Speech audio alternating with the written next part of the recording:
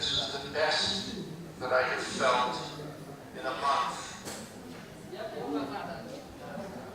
I'm very, very, very grateful to you for inviting me to address you. We share a lot together, and I just want to review with you the achievements we've made, where we are, and what I recommend going forward. First, let me just say that our work together now extends beyond 4 years. It's in its 5th year. In 2010, in Samara, in a conference of 800 leaders, elders, government officials, elected officials, leaders of the Waredas, the Afar Nation met in a conference of 800. They reached conclusions then about what should be done. And they ratified their consensus and asked me to capture it in a document. That document formed the basis of much of our work together. It was the Samara Declaration. And that document provided that the Afar require autonomy, control of their lands and resources, protection for their language and culture, equality with other nationalities, and respect for their rights and international law.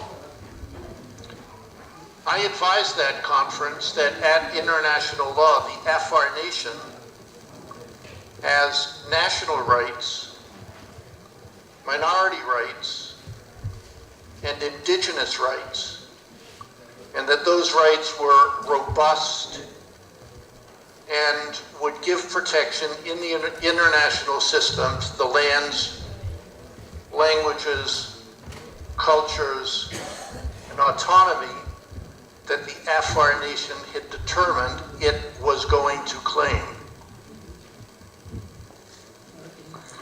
The Samara Declaration was approved in conference in 2010 by the leadership. It was opened for signature by ordinary Afar. It was reaffirmed in conference of more than 1,100 Afar leaders in Samara in 2011. And it attracted the signature of more than 5,000 ordinary Afar. The Afar leadership then gave me a very wide mandate to advocate for Afar rights in the international arena. I accepted this mandate in 2010, and I set to work.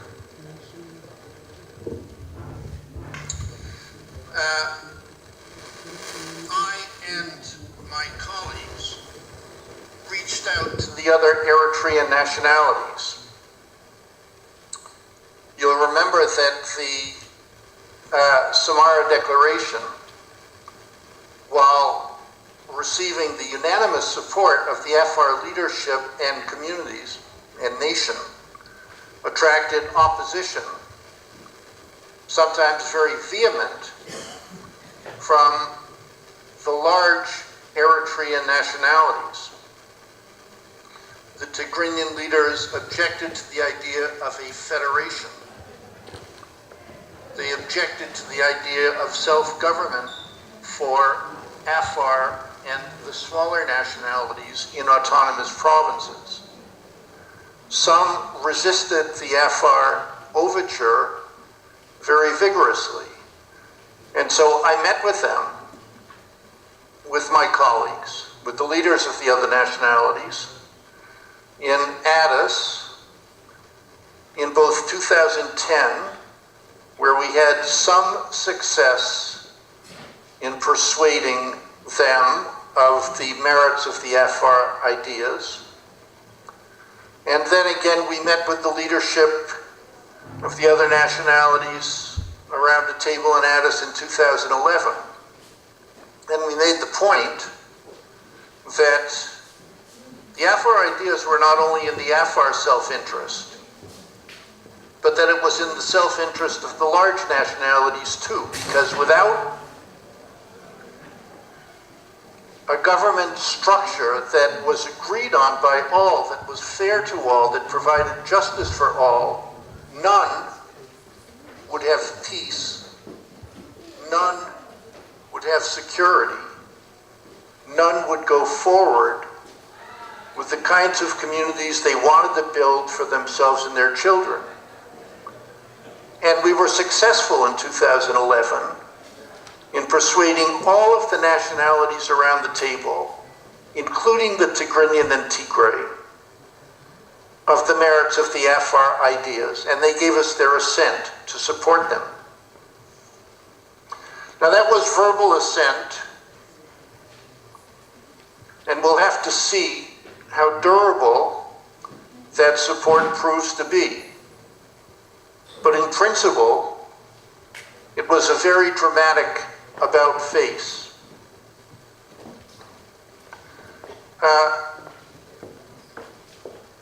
We wondered how to go forward from there, because there was not a model on the table that supported the Afar ideas other than our own. In Eritrea, there was a constitution drafted in a process of 1995-1996 that produced a text that was ratified by the National Assembly in 1997. And in theory, that's the law of Eritrea, although it has never been implemented. My review of that constitution was that it was very negative for the Afar nation. My review convinced me that that 1997 constitution is excessively centralized, basically a Soviet model. It does not recognize Afar national rights, Afar minority rights, or Afar indigenous rights. And more, it confiscates the Afar lands and allows the Eritrean central state to give them to others. It gives the Afar no autonomy whatsoever. More, it tries to neutralize the Afar identity and subdue it into an overarching Eritrean national character, which the leaders would try to build. This, of course, is not acceptable to the Afar. The Afar identify as Afar, distinct from other Eritrean nationalities for language, religion, economy, way of life, culture, customary law, a long tradition and history stretching back thousands of years. And that is not going to be given up, now or ever. I wondered how to go forward with this, and so I reached out to the person that wrote that constitution. Sorry, I'm hearing some noise. Can you still hear me? Am I still online? Yeah, yes, we can hear you. Can you hear us? Can you hear us now? Yes, I hear you. Can you hear me? Yeah, yes. I just wrote you a little note saying that we are running late, so we hate to rush you, but there's other programs we're going, so we need to summarize a bit, please. I'm going to take 5 more minutes. Is that okay? That's good.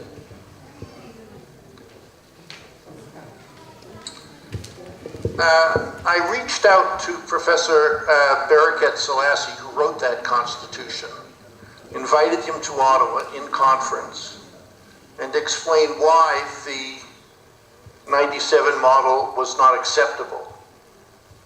We had 2 days of discussions, and he agreed with me at the end of them that, in his words, he had made a mistake. And he agreed to work with me to implement the Afar ideas. I just want to tell you now what has has happened. As you are aware, in the international arena, I filed lengthy complaints to various United Nations bodies, and on the basis of those complaints, in part, a special rapporteur on human rights in Eritrea was appointed. I worked with that special rapporteur, submitted evidence, examined witnesses before her, and made legal argument. And she accepted the case that we had made. She reported to the Human Rights Council of the United Nations that Eritrea had displaced the Afar from their traditional lands by killings, disappearances, torture, and rape. And she reported that Eritrea was destroying the traditional Afar economy and confiscating businesses. I asked the Human Rights Council to confirm her findings. It did so by 4 separate resolutions in 2013, 2014, and the Human Rights Council's findings was unanimously approved by 102 countries of the international community. Today, all the nations of the world accept these findings. Now, as for the future, I'll just take 2 minutes and tell you what is planned. Interestingly, on May 24th, 2014, President Afwerki announced a new constitutional process. I thought this was interesting because it seemed to trash the 1997 Constitution. So I got advice from various diplomats and experts about how to approach the president. And following that advice, I wrote to him asking for a meeting. I want to press on him the Afar model. I believe that if he were to accept it, he could claim a position not only as a liberator, but also as a person that left Eritrea with a hopeful future.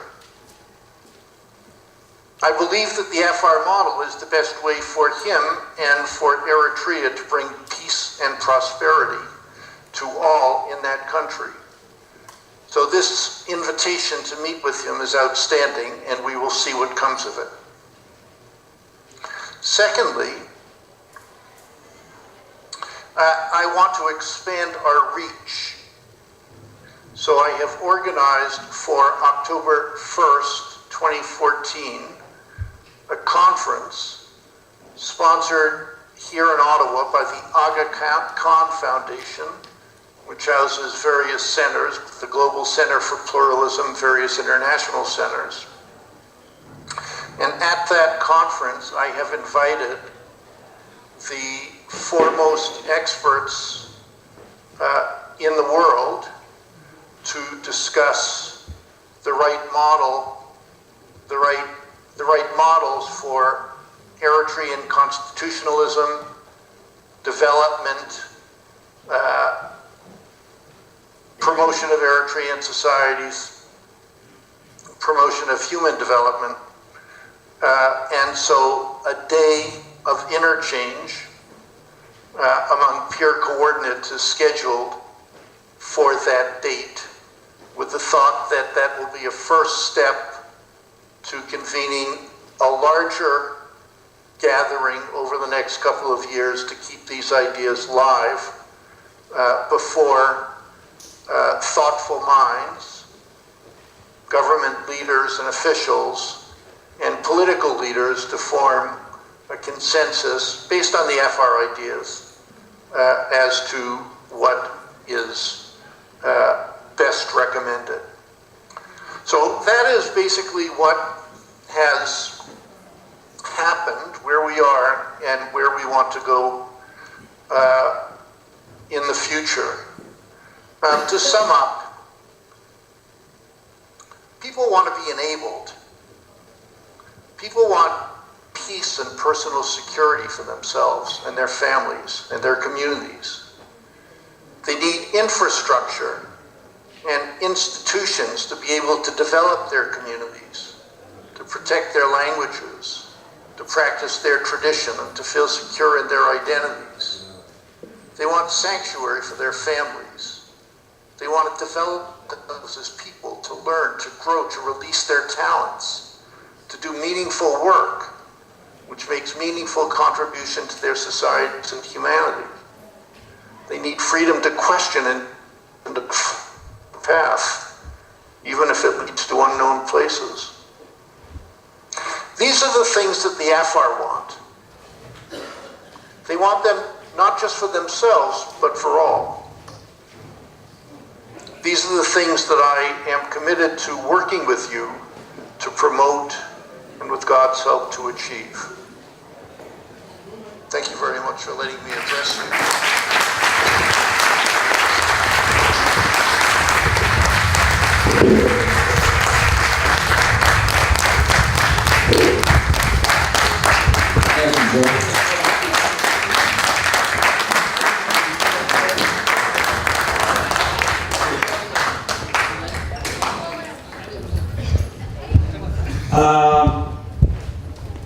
Good morning, Professor. My name is Amin. I am the. Yeah. Oh. Okay. We were clapping our hands. We put it on mute, so that's why you didn't hear what we were. We were clapping. We were very elated about what you said, and we appreciate the work you're doing with the Afar people, and to be a voice for people who doesn't have voice is the dignity of a human, especially who is educated.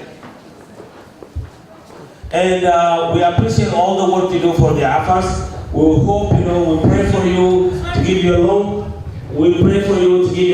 health. We wish you a good health and a long life, so that you can see the achievement, that you put the seed and the fruit will come pretty soon. We hope that we'll continue to do the fight, and we'll support you, we'll be with you. And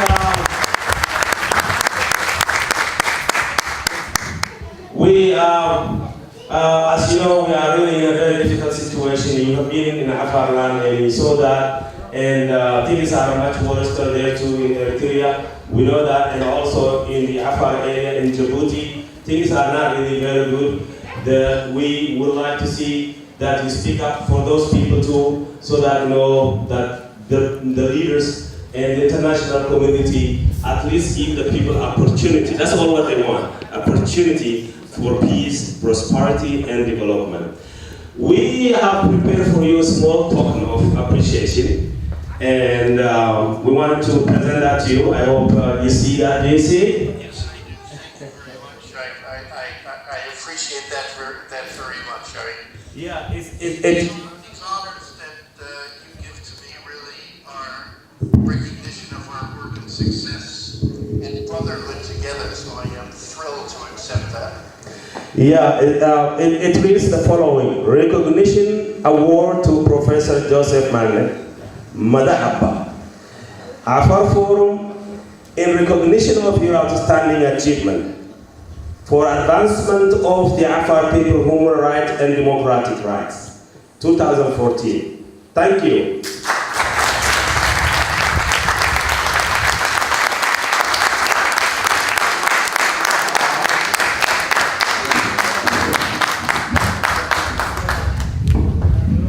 Okay.